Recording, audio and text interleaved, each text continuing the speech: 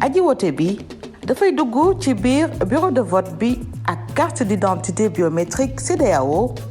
bi nga xam ne mooy carte électeur am bu noppee jox président bureau de vote bi carte électeur am dafay wane ay loxoom ñi toog ci bureau de vote bi ngir firndeel ni wootewul feneen bu noppee dafay jubal ci taabal bi ñu teg bulletin candidat yi mu jël benn enveloppe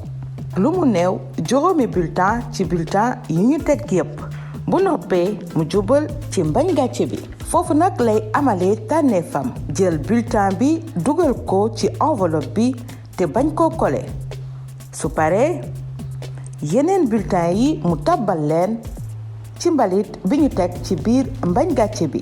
bu noppee mu génn mbañ gàcce bi jubal ci taabal bi ñu teg boyetu wote bi ngir tàbbal ci enveloppe bi su paree nag dafay jàpp baaraamam ci biir lonkar bi léppay nuuru ba ci lem-lem bi jiitu ci baaraam bi daal di signé nag ci kanamu turam